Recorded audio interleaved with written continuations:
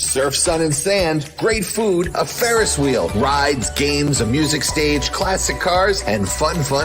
That's what's in store for you at the Mesquamaket Spring Festival, Friday, Saturday, and Sunday, May 13th, 14th, and 15th at Mesquamaket State Beach. On the shores of Westerly, Rhode Island, the Mesquamaket Spring Festival is a great way to start the 2022 beach season. For more information, log on to MesquamaKetFestival.org. Mesquamaket Spring Fest. Hello, everybody, and welcome back to the Mesquamaket Beach Show. I'm Ben Barber. I'm your host, and we are having another Spring Fest preview. Easy for me to say.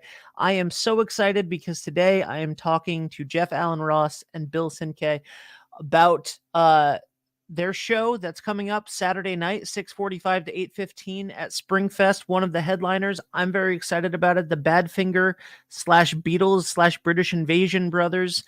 Chances are that you've heard and seen Jeff and Bill together. They worked with Gerry and The Pacemakers. I'm so sorry, I messed that up. Peter and Gordon, Steve Martin, and a whole host of others. No strangers to Westerly either. Jeff and Bill, thank you guys so much for being here. I appreciate you. And Bill, this is my first time meeting you. Jeff, I spoke to you last year. Thank you for coming to Westerly. We're really excited about it. Oh, we're excited about coming. Yeah, we're glad to be back. It's been, I can't even think of how many years, probably 4, maybe even 5 years since we've been there. And we love Springfest. We love Mesquamaket. So we're glad to be back. Well, I'm glad that you guys are back, and I love you guys will be playing the Badfinger Beatles British Invasion Brothers music. I love that so much. Big fan. I didn't realize that I was such a Badfinger fan until Joey Mullen came and I interviewed him, and I re-listened to all of the music that I listened to with my dad when I was a kid, and I listened to it. I started with my dad when I was a kid, and then I listened to it, like I still listened to it, and like Baby Blue is one of my favorite songs, but I didn't I had never like put 2 and 2 together until like 4 years ago when he came. So I'm really excited about this. Tell us a little bit about, how long you guys have been playing together. 25 years, Bill? Something to that effect, yeah. Am I close? Yeah, we met on a New Year's Eve gig. I'm not even sure of the date. Was it 94, something like that? And it was an absolutely atrocious gig. It really was. It really, that's a whole different podcast. It'll take us another hour to talk about that, but it was absolutely atrocious. But, you heard Jeff was great right away. And the next day we called each other and said, hey, last night was no indication of what either one of us is capable of doing. Maybe we can look into this. So we started doing gigs, and we've done everything from, really my favorite story that kind of encapsulates everything that Jeff and I do is we've done a lot of small clubs and wine bars and cafes and things. And some years ago, I think it was 2008, we literally played Carnegie Hall and a happy hour in Los Angeles in less than 24 hours. On a Tuesday night, we played the greatest stage in the world at Carnegie Hall with Peter and Gordon. Got on the early flight in the morning, came back, and I think it's 6 p.m. We're playing on Ventura Boulevard in Los Angeles. So that's a lot of what you need to know about the two of us. Have gigs with travel.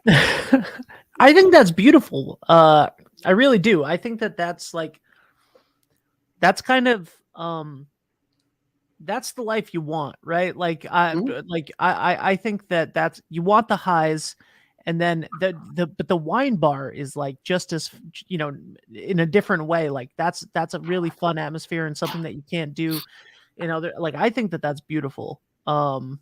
Truly. And you guys have had Carnegie Hall, Madison Square Garden, Hollywood Bowl.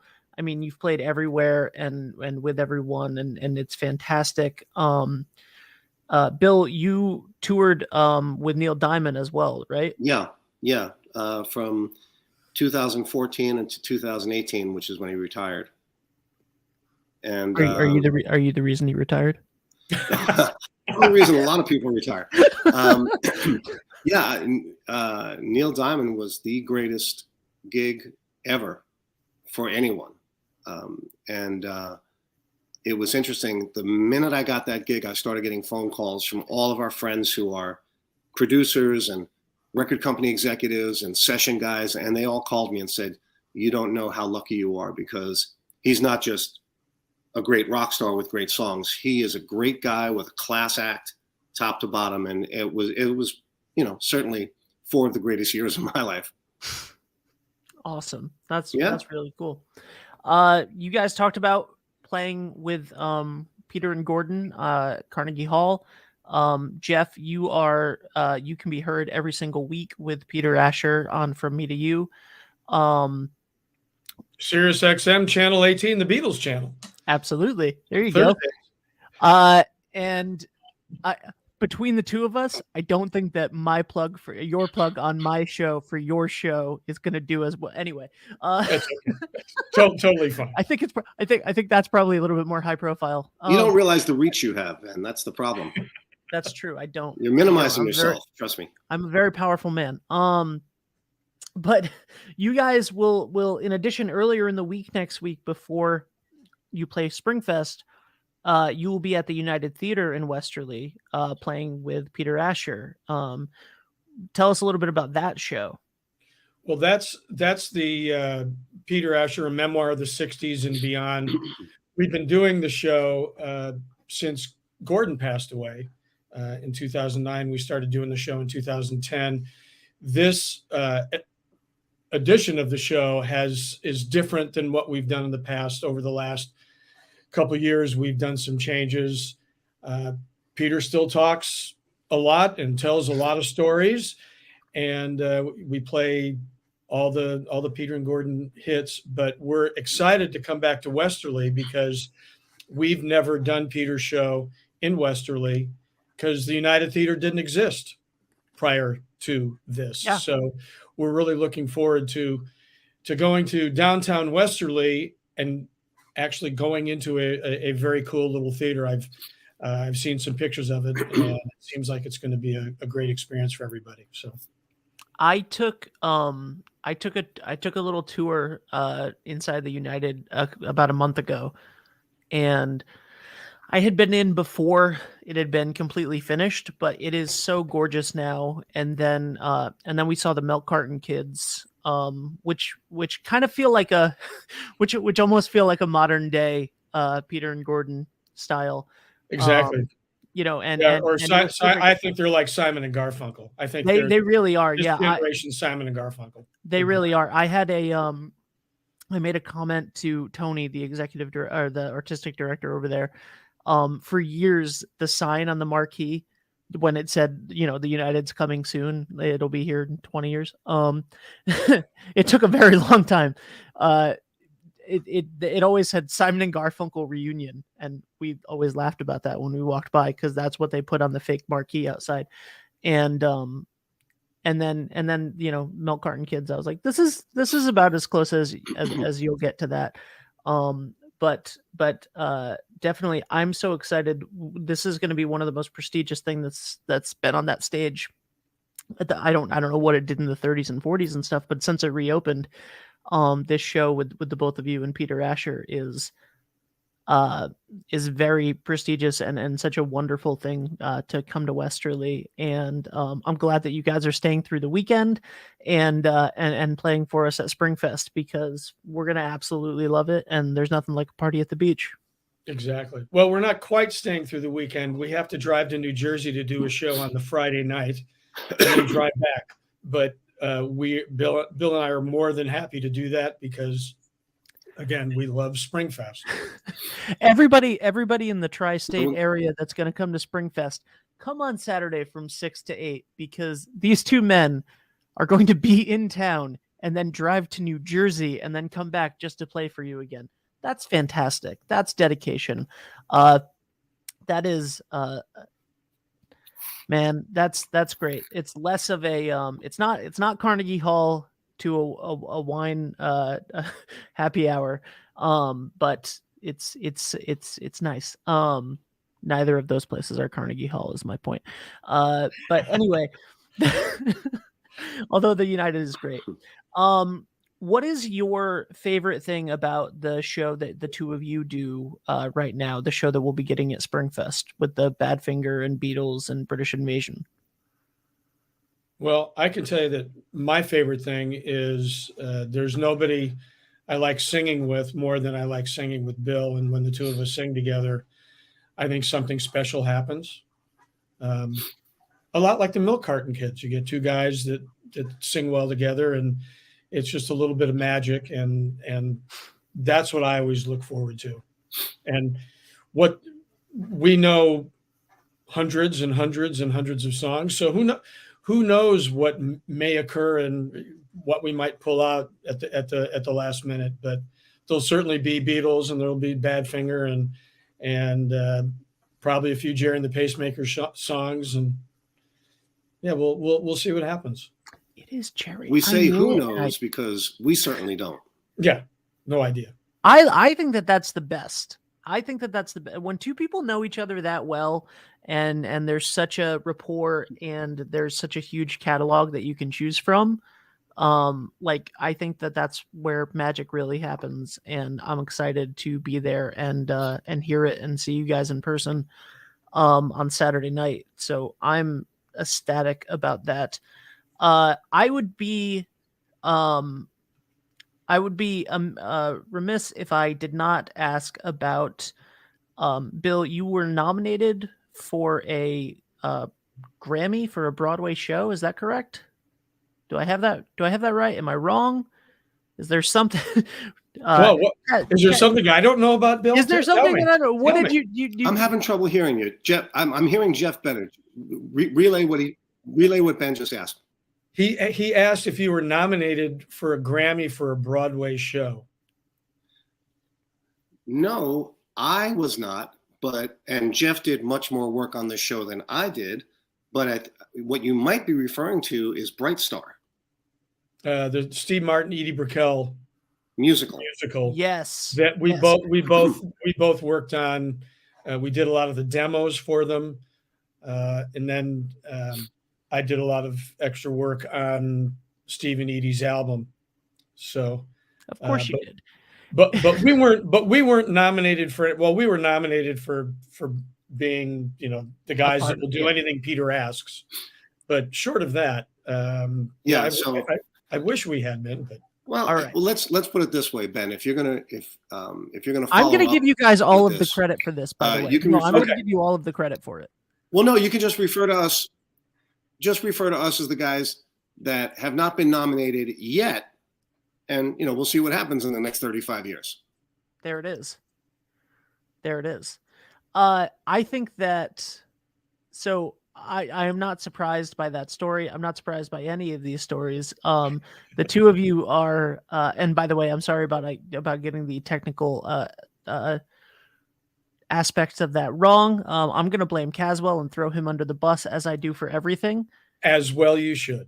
As well I should. He's terrible. But I'm yeah. But I am happy that he's bringing you guys down, because that's a fantastic show. And so what was it like is there a way to pick a favorite? And Peter's not going to hear this. I know that he's coming over to your house, Jeff, in about an hour, but he's not hearing this now. There's no way he's going to listen to this. Who's your favorite artist that you guys have ever worked with? Oh, who's the what?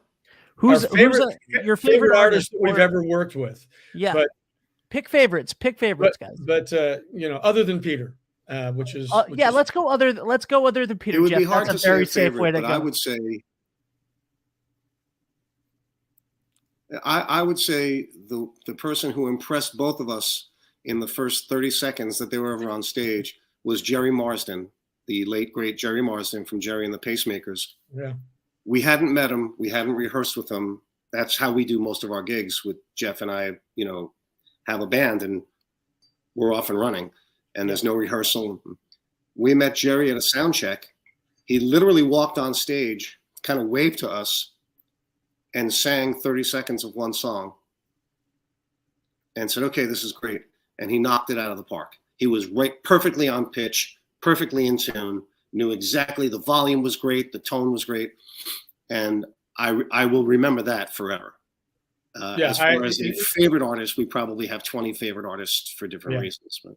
That moment, I too will never forget that moment, because Bill and I looked at each other across stage and went, okay, this is going to be fun. This is going to be good, because he used to do over 200 shows a year, so he was completely in shape, and he just sounded great. It's very true. That's awesome. I think that I'm tempted to ask the opposite of that, right? Because at some point you're going to go in and not rehearse with the artist, and they're going to be terrible. And I would never ask you that on air, who actually would be a bad example of that. But have there been bad stories of things, obviously you go in and you're prepared and and you're ready to go, and then things just don't pan out? Well, I have the thing that definitely I will mention names, because it started out as bad as it could be, and it ended up turning into where we basically are today. And that is Gordon Waller. The first time we played with Gordon, this was before we had met Peter. We did a gig with Gordon up in Northern California, and I had just flown in from the UK. I had been on tour with somebody, and I flew in. We did a rehearsal. We got to the gig, and Gordon never showed up at the gig. He actually got too drunk and never showed up on stage. And we thought, never going to work with this guy again. That's all over. What? We didn't have anything nice to say about him. And I think it was 2 years later, or a year and a half later, Peter's manager, Keith Putney, called me up and said, Peter and Gordon have reunited. Do you want to put together a band? And the thought of working with Peter Asher was just more than I needed. And I just said, well, yeah. And of course, it turned out we spent a lot of time with Gordon, and Gordon was great. He was smart, intelligent. He was fun. He was just a great guy, and we loved him dearly. So it went from as bad as it could be to turning into the Peter and Gordon gig. And then after Gordon passed away, things still roll on with Peter. So I love that. That's a great great story. And I think that it's very inspirational to it's somewhat inspirational to some of the younger artists out there, because what it does tell them is it might be a good idea to get stinking drunk on your first gig, and because this is what can happen. So kind of a public service announcement, if you will. That's right. You can rebound. It's okay. That's true. Yes. Not only can you rebound, Jeff, but I think Bill's saying it's a good idea to get in the bad place. We don't condone any of that. There is, however, now a beer and wine tent at Springfest next to the music, just for anybody that's interested in going and partaking in some adult fun. I'm so honored to get a chance to talk to both of you. This is, you are beyond world-class musicians and genuinely wonderful people. And thank you so much for coming and spending the time with me right now. And thank you so much for coming next Saturday from 6:30 to 8 p.m., 8:30, whatever the time is, Saturday night to grace the stage of Springfest and be one of the headliners. And I'm very excited about the show at the United as well. If Caswell will give me the day off from recording all of these shows for Springfest, I will definitely try to check that out, because who would want to miss that? So I will put links to the show at the United and obviously links to MusquamaKitFestival.org in the show notes for everybody. Anything that the two of you would like to leave with before we go?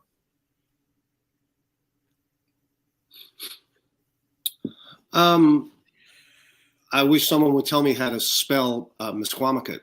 That's what I would. MIS. That's you're as right. far as I got. You're right. Then I just said Rhode Island. I just made it easy. So I just keep telling people when they ask for directions, I said, if you hit Maine, you've gone too far. Yeah. Yes. You can say Westerly. Yeah. That's a great cheat. You can just say Westerly. Hey, the fact that we can even I said that, but the fact that we can even pronounce Misquamicut is I think is a win for everyone. I've been doing the Misquamicut Beach stuff for like 7 years, and I still have to look at my phone and just pray that autocorrect got it right. Because your phone learns, if you keep spelling something the same way. And now, but like you asked, how do you spell Misquamicut? And Jeff got it quicker than I did. It just, I'm terrible at my job. Well, I came in 10th at the Madison, Wisconsin citywide spelling bee when I was in the 6th grade. So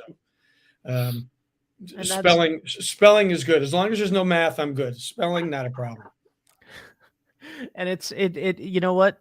It's wonderful. I would love to talk to you guys for a really long time, but I don't want to take up any more of your time.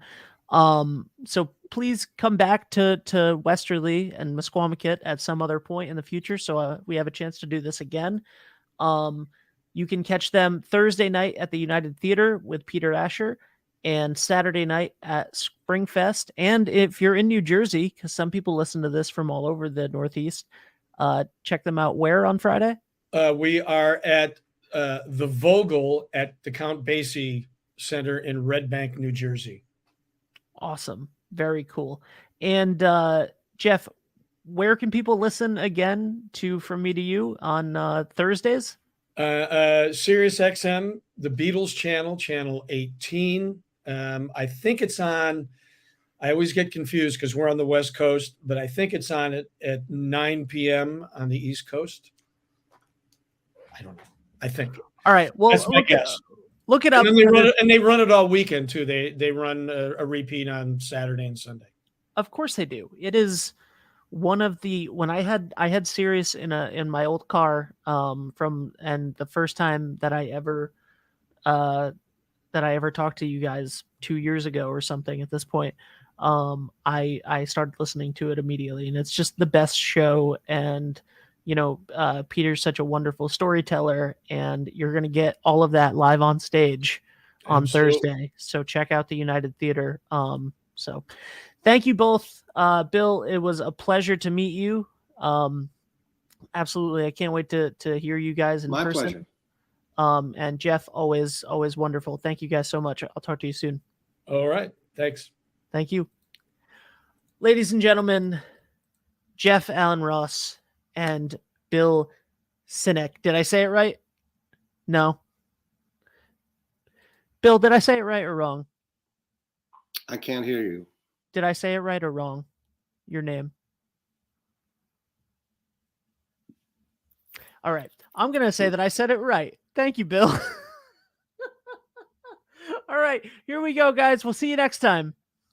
Surf, sun, and sand, great food, a Ferris wheel, rides, games, a music stage, classic cars, and fun.